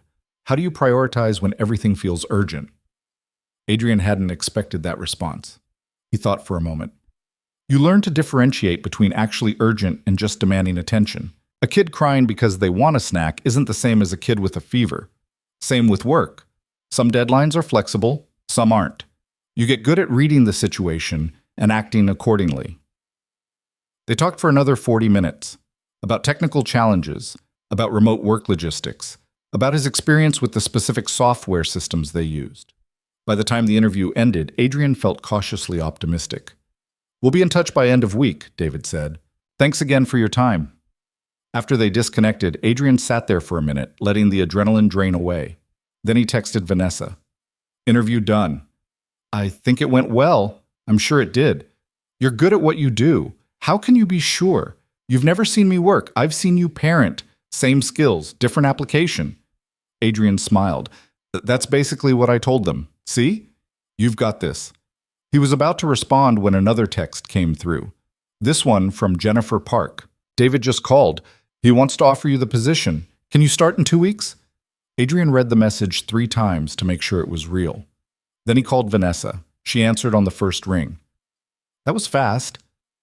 "They offered me the job, like right now. Jennifer just texted." "That's because you crushed the interview." She sounded genuinely happy. "See? I told you." "Vanessa, I don't know what to say. Thank you doesn't feel like enough." "Then don't say it. Just take the job and do good work. That's all the thanks I need." "Can I take you to dinner? To celebrate? I can't afford anywhere fancy, but there's a decent Thai place near my apartment." There was a pause. "Are you asking me on a date, Adrian Cole?" Was he? He hadn't thought of it that way, but now that she'd said it, yeah, he was. "I think I am," he said. "Is that okay?" "It's more than okay. When? Tonight? Liam goes to bed at 8. I could meet you at 8:30? "It's a date." "Text me the address." After they hung up, Adrian sat there grinning like an idiot. He had a job. A real job with benefits and a salary that would let him move to a bigger apartment, give Liam his own room, stop living on the edge of financial disaster. And he had a date with Vanessa, which felt both terrifying and exactly right. Mrs. Chen brought Liam back around noon. He took one look at Adrian's face and said, "You got the job, didn't you?" "How did you know?" "You're smiling." "You don't usually smile that big." "Well, you're right. I got it. Which means we can move somewhere nicer, with your own room." Liam's eyes went huge. "Really? My own room? Really? And a yard if we can find the right place, maybe even with a tree." Liam launched himself at Adrian, hugging him so hard it hurt. "This is the best day ever." "It's pretty good," Adrian agreed. And it was about to get better. That night, Adrian met Vanessa at the Thai restaurant. It was a hole-in-the-wall place with plastic chairs and fluorescent lighting, nothing like the places she probably usually ate. But she didn't seem to care. She ordered pad thai and listened while Adrian told her about the interview, about the job offer, about Liam's excitement over getting his own room. "You earned this," she said, "all of it. I couldn't have done it without you. You absolutely could have. It just would have taken longer." They talked through dinner and then kept talking on the walk back toward Adrian's apartment, about her company, about his plans for the new job, about nothing in particular. It was easy, the way it had been in the hospital, like they'd known each other for years instead of days. At the entrance to his building, Vanessa stopped. "I should let you get back to Liam. He's asleep. Mrs. Chen's watching him. Still, it's late." "Vanessa." Adrian stepped closer. "Can I ask you something?" "Sure." "What are we doing? This—" He gestured between them. "Whatever this is. What is it?" She looked up at him, and in the dim streetlight, he could see vulnerability in her expression. "Honestly, I have no idea. I don't do this. I don't meet people on planes and rearrange my life for them. I don't show up at apartments with coffee. I don't go on dates to Thai restaurants." "But you did. All of those things." "Yeah, I did." She took a breath. "Because for the first time in years, I feel like I'm doing something that matters. Not to shareholders or board members or the bottom line, just to another human being, and I don't want to stop." Adrian's heart was pounding. "I don't want you to stop either." "So what do we do?" "I think we keep showing up, see where it goes." Vanessa smiled. "That's not much of a plan." "It's the only one I've got." She reached up and kissed him, soft and brief but full of promise. When she pulled back, she was still smiling. "I can work with that." Adrian watched her walk to her car, his lips still tingling from the kiss, his mind racing with possibilities. 2 weeks ago, he'd been boarding a plane to Detroit with nothing but desperation and a prayer. Now he had a job, a future, and something that felt suspiciously like the beginning of something real with someone unexpected. The universe had spilled that coffee for a reason. Adrian was starting to believe it. 6 months later, Adrian stood in the doorway of Liam's new bedroom, actual bedroom, with walls and a door that closed, and watched his son arrange glow-in-the-dark stars on the ceiling. The apartment was 3 times the size of their old studio, with 2 bedrooms, a real kitchen, and windows that didn't rattle when the wind blew. It still wasn't fancy, but it felt like a palace compared to where they'd been. "Dad, does Uranus go before or after Saturn?" Liam called down from the step stool. "After. Saturn, then Uranus, then Neptune." "Miss Vanessa would know." Adrian smiled. "Miss Vanessa would definitely know. You can ask her when she comes over for dinner." "She's coming tonight?" "That's the plan." Liam climbed down from the stool, his face serious in that way he got when he was thinking about something important. "Dad, is Miss Vanessa your girlfriend?" Adrian had been waiting for this question. "Would that be okay with you if she was?" "I guess. I like her." Liam sat on his new bed. Also new, a real twin bed with a space-themed comforter. But what if she leaves, like Mom did? There it was. The fear that Adrian had been carrying too, hidden under layers of hope and careful optimism. He sat down next to Liam. "I don't think she's going to leave. But buddy, I can't promise you that. I can't promise anyone will stay forever. The only thing I can promise is that I'm not going anywhere." "But you like her, a lot." "I do. Does that bother you?" Liam was quiet for a moment. "Sometimes I worry that if you have her, you won't need me as much." Adrian's heart cracked. He pulled Liam close. "Listen to me. Nothing and nobody could ever make me need you less. You're my kid. That comes first. Always. Vanessa knows that. And if she didn't, she wouldn't be here. Promise?" "I promise. And if you ever feel like that's changing, you tell me, okay?" "Okay." Liam leaned against him. "I do like her, though. She's nice. And she brings good snacks." "She does bring good snacks. And she laughs at my jokes even when they're not funny." "That's called being polite, buddy." "Or maybe she just likes us." Adrian ruffled his son's hair. "Yeah, maybe she does." The truth was, things with Vanessa had been complicated from the start. Not bad complicated, just real complicated. She lived an hour away in the city. Her job demanded 80-hour weeks and constant travel. Adrian's new position was remote but still required focus and deadlines, and he was still the only parent in Liam's life. Finding time together required strategy and flexibility and a willingness to have dinner at 9 p.m. after Liam went to bed. But they made it work. Vanessa started coming over on weekends, bringing takeout, and helping Liam with his space projects. Adrian would drive into the city when he could, spending nights at her apartment while Mrs. Chen watched Liam. They talked on the phone every night, those late conversations where exhaustion stripped away pretense and left only honesty. It wasn't the whirlwind romance from movies. It was messier than that, real, full of scheduling conflicts and difficult conversations about what they wanted and whether they could build something lasting when their lives were so different. But it was also the first time Adrian had let himself want something beyond survival, and that was terrifying and exhilarating in equal measure. At 7, Vanessa texted that she was on her way. Adrian had made lasagna, the kind that took actual effort, not the frozen kind, and Liam had set the table with the focus of someone performing surgery. By the time the knock came, they were both vibrating with anticipation. Liam got to the door first. "Miss Vanessa!" "Hey, kiddo." She hugged him, then held up a bag. "I brought dessert. Those cupcakes from the bakery you like. The ones with too much frosting." "Is there such a thing as too much frosting?" "Dad says yes, I say no." "Well, your dad is wrong about a lot of things." Vanessa caught Adrian's eye over Liam's head, smiling in a way that made his stomach flip. Hey yourself, come in." Dinner was chaotic in the best way. Liam talked nonstop about his science project on Mars. Vanessa asked questions that showed she was actually listening, and Adrian sat there feeling something he hadn't felt in years. Content. Not just surviving. Actually happy. After Liam went to bed, Adrian and Vanessa ended up on the couch with coffee. The kind of comfortable silence that only came from knowing someone well enough to not need constant conversation. "He asked me today if you were my girlfriend," Adrian said. "What did you tell him?" I asked if it would be okay with him if you were. Smooth deflection. I learned from the best. Adrian set his mug down. But seriously, what are we, Vanessa? We've been doing this for 6 months. We should probably figure out what to call it.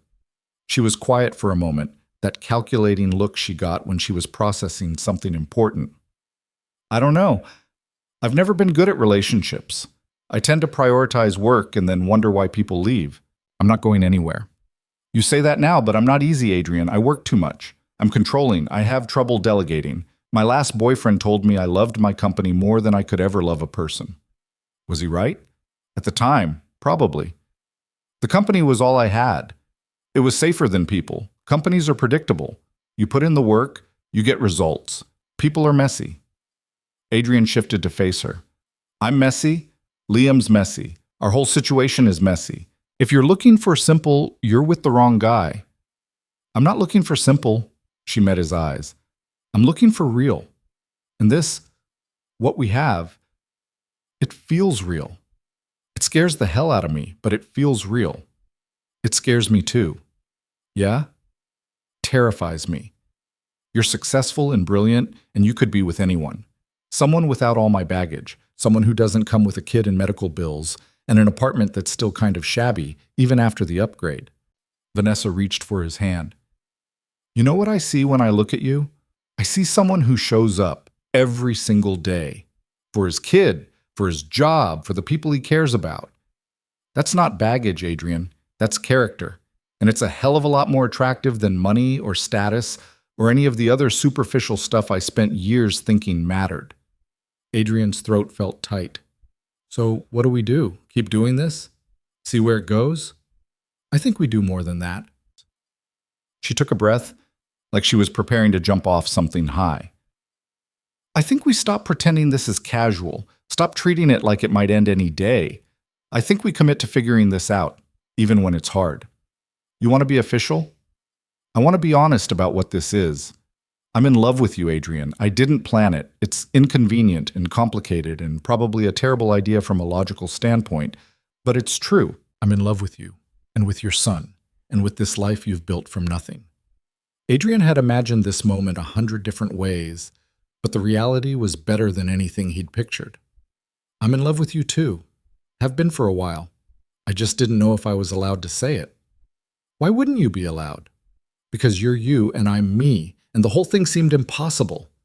Vanessa laughed, and it was the most genuine sound he'd ever heard from her. Adrian Cole, you flew across 3 states with a sick kid and no money, and somehow landed a job and built a better life in 6 months. If you can do that, we can figure out how to be together. He kissed her then, soft and slow, and it felt like coming home. When they pulled apart, Vanessa was smiling. So we're doing this, she said. For real. For real. Liam's going to have opinions. Liam already has opinions. He asked if you were going to move in. Vanessa's eyes went wide. He what? Last week. Out of nowhere. Just asked if you were going to live with us like Mrs. Chen lives with Mr. Chen. What did you tell him? I told him it was complicated, that we'd have to talk about it. Adrian hesitated. But I've been thinking about it. Not necessarily moving in right away, but eventually building something permanent if you wanted that. Adrian, I live an hour away. My job is in the city. I can't just... I know. I'm not asking you to quit your job or change your life. I'm just saying that if we're doing this for real, we should probably talk about what the end game looks like, what we're working toward. Vanessa stood up, pacing to the window. Adrian watched her, recognizing the signs of her brain working through a problem. Finally, she turned back. My company is looking at opening a Chicago office, expanding our Midwest operations. I've been resisting because it would mean spending more time here, less time at headquarters. But if I had a reason to be in Chicago more often, that's a big decision to make for a relationship that's only 6 months old. Is it? Because I've learned more about what I want in the last 6 months than I learned in the previous 41 years. And what I want is this. You, Liam. A life that's about more than quarterly earnings and board meetings.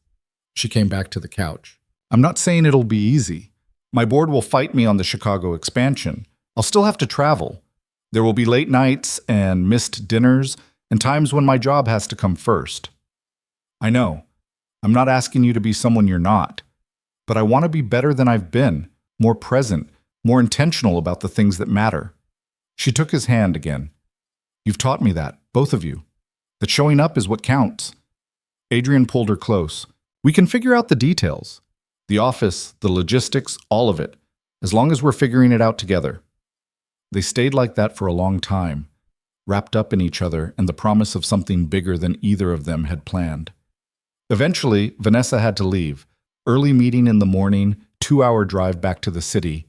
But she kissed him goodbye at the door with a kind of certainty that hadn't been there before. I'll call you tomorrow, she said, after I talk to my board about Chicago. You don't have to rush. I'm not rushing. I'm choosing. There's a difference. After she left, Adrian checked on Liam, who was dead asleep with his rocket ship tucked under one arm. He looked peaceful, happy, like a kid who felt secure enough to rest. Adrian stood there in the doorway, thinking about how much had changed since that morning in Detroit. The desperate man boarding a plane with nothing but hope and fear, he felt like a different person now. Still scared sometimes, still uncertain about the future, but no longer alone in it. The next 3 months were a blur of change. Vanessa's board approved the Chicago expansion after she presented a business case that apparently left them with no room to argue. She started spending 3 days a week in Chicago, working from a temporary office while they built out the new space. Those 3 days turned into 4, then 5. By month 3, she'd rented an apartment 10 minutes from Adrian's. It's just temporary, she kept saying, until we figure out the permanent arrangement. But it didn't feel temporary. It felt like something clicking into place. Liam adjusted faster than Adrian expected. Vanessa became a fixture at school pickups and weekend science projects. She learned how to make the grilled cheese the way Liam liked it, extra butter, cut diagonal. She started keeping a toothbrush at their apartment, then some clothes, then half her work wardrobe. One night, about 4 months into the Chicago arrangement, she and Adrian were doing dishes after dinner while Liam did homework at the kitchen table. It was such a domestic scene, so normal, that Adrian almost didn't notice how significant it was. Hey, Vanessa, Liam said, not looking up from his math worksheet. Yeah, kiddo? When's your lease up on your apartment? Vanessa glanced at Adrian. 3 months. Why? Just wondering. Liam erased something, rewrote it. Because it seems kind of silly to pay for 2 places when you're here all the time anyway. Adrian nearly dropped the plate he was washing. Liam, I'm just saying, you basically live here. You could make the extra bedroom into an office. Then you wouldn't have to drive back and forth so much. He looked up, expression guileless. Unless you don't want to, that's okay too. Vanessa was frozen, dish towel in hand. Adrian waited for her to deflect, to say it was complicated, to do what she always did when things got too real. Instead, she walked over to Liam and ruffled his hair. You know what? That's actually a really good idea. What do you think, Adrian? Should I move in officially? Adrian's heart was pounding. Are you serious? Why not? I'm here 5 days a week anyway. I've got a toothbrush and half my wardrobe in your closet. Might as well make it official. She was smiling, but her eyes were serious. If you want me to. I want you to, Adrian said. Then, louder, I really want you to. Then it's settled. Vanessa turned back to Liam. But you have to help me set up the office. Deal? Deal. Just like that, the decision was made. No drama, no overthinking, just 3 people choosing to build a life together. The actual moving in process was less smooth. Vanessa had accumulated a lot of stuff in 41 years, and fitting it into Adrian's apartment required strategic planning and several arguments about whether she really needed 12 different blazers. They're for different occasions, she insisted, hanging them in the closet they now shared. They're all black. No, this one is charcoal, this one is midnight, this one is... They're all black, Adrian repeated, but he was smiling. Liam thought the whole thing was hilarious. He kept finding Vanessa's expensive shoes mixed in with his sneakers and Adrian's work boots, declaring it the weirdest treasure hunt ever. But slowly, the apartment transformed from Adrian's space to their space. Vanessa's books on the shelves, her coffee maker in the kitchen, her laptop at the dining table where she worked late into the night while Adrian got Liam ready for bed. It wasn't perfect. They fought about scheduling and who forgot to buy milk and whether Liam needed to finish his vegetables before dessert. Vanessa worked too late sometimes, and Adrian got stressed about money, even though they were more stable now, and Liam occasionally played them against each other like any smart kid would. But it was real, messy and complicated and real. 1 year after they met, Adrian woke up to find Vanessa already awake, staring at the ceiling. "You okay?" he asked, his voice rough with sleep. "I've been thinking." "That sounds dangerous," she swatted his arm. "I'm serious. I've been thinking about what we're doing, where this is going." Adrian's stomach clenched. "Okay, and I think we should make it official, not just living together, actually official." It took his brain a second to catch up. Are you proposing to me?" "No." "Well, maybe. I don't know." She turned to face him. "I'm saying I want to marry you. I want to be Liam's stepmother.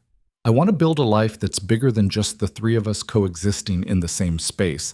But I also know that's a huge ask, and you might not be ready." And Adrian kissed her, cutting off the spiral. When he pulled back, he was grinning. "Yes. Yes? Yes, I'll marry you. Yes, I want that too. Yes to all of it." Vanessa's eyes were suspiciously bright. "I don't have a ring. I don't care about a ring. I should have planned this better. Made it romantic. Asked Liam first. We can tell him together. And then we can plan something romantic later.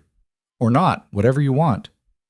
She laughed, and it turned into something that might have been a sob. "I can't believe I'm doing this. I said I'd never get married, that I didn't need it." "You don't need it. But do you want it?" "Yeah," she said softly. "I really do." They told Liam that morning over breakfast. He looked at them like they'd just told him the sky was blue. "Okay," he said, pouring more cereal. "That's it? Just okay?" Vanessa asked. "I mean, you guys have been acting married for like 6 months. This just makes it official, right?" Adrian and Vanessa exchanged glances. "Pretty much," Adrian said. "Cool. Can I be in the wedding?" "Of course you can be in the wedding." "Can I wear a tux?" "If you want." "Cool."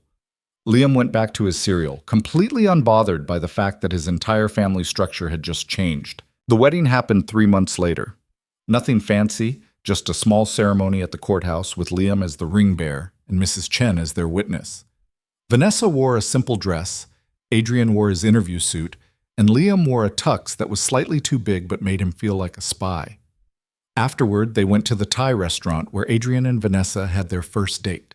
The owner remembered them and brought out a special dessert on the house. "To new beginnings," Vanessa said, raising her water glass. "To family," Adrian added. "To getting cake after this," Liam contributed. They clinked glasses, and Adrian looked at his wife, that was going to take some getting used to, and his son, and thought about that morning in Detroit, the panic and desperation, the certainty that his life was falling apart. He'd been wrong. It hadn't been falling apart. It had been falling into place. He just hadn't known it yet. 2 years later, they bought a house. Nothing huge, but it had a yard with a tree for Liam and enough space for Vanessa's home office, and a guest room for when Mrs. Chen visited. Liam was 9 now, thriving in school, still obsessed with space, but also discovering a love for coding that Vanessa encouraged with the enthusiasm of someone who'd found her business in tech. On Liam's 9th birthday, Vanessa gave him a telescope. Not a toy one, but a real telescope that could actually see craters on the moon. "This is the coolest present ever," Liam breathed, setting it up in the backyard. "You're welcome, but you have to teach me how to use it. Deal?" "Deal." Adrian watched from the porch as Vanessa and Liam argued about focal lengths and eyepieces, their heads bent together over the instruction manual. In the kitchen, a cake was waiting with 9 candles. In the garage, the bike they'd assembled last night sat wrapped and ready. His phone buzzed, a message from an unknown number. He almost deleted it, assuming it was spam. Then he saw the name at the bottom. Rebecca, his ex-wife, Liam's mother. The woman who'd walked out 7 years ago and hadn't looked back. Adrian's hand tightened on the phone. The message was short. "I heard you got married. I wanted to reach out, see how Liam is doing, maybe arrange a visit." He stared at those words for a long moment. A year ago, maybe even 6 months ago, this would have thrown him into a panic. The fear that she'd come back and disrupt everything they'd built.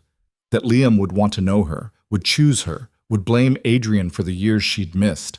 But looking at his son in the yard laughing with Vanessa about something astronomy-related, Adrian felt something different. Not panic, just sadness for what Rebecca had missed, and certainty about what they had. He deleted the message. If Rebecca wanted to be part of Liam's life, she'd have to do more than send a text after 7 years of silence. She'd have to show up, consistently, prove she was serious, and even then, it would be Liam's choice whether to let her in. But that was a problem for another day. Today was about celebration. "Dad," Liam called, "come look. You can see Jupiter's moons." Adrian pocketed his phone and walked into the yard. Vanessa moved over, making space for him at the telescope. Liam adjusted the eyepiece with the careful focus of someone who took his hobbies seriously. "There," Liam said. "See them? The little dots next to the big one?" Adrian looked, and there they were. 4 tiny pinpricks of light around Jupiter's bright disk. "I see them. That's Io, Europa, Ganymede, and Callisto, the Galilean moons. Galileo discovered them in 1610. "Someone's been doing their research," Vanessa said, proud. "You got me the book, remember?" "I remember." They took turns looking through the telescope as the sky darkened. At some point, Vanessa slipped her hand into Adrian's. He squeezed back, a silent acknowledgement of everything they'd built, everything they'd become. Later, after cake and presents and Liam finally crashing from a sugar high, Adrian and Vanessa sat on the back porch watching the stars. "Rebecca texted," Adrian said. Vanessa went still. "What?" "During the party. She wants to see Liam." "What did you say?" "Nothing. I deleted it." "Adrian, I know. I'll have to deal with it eventually, but not today. Today was perfect, and I didn't want her disrupting that." Vanessa was quiet for a moment.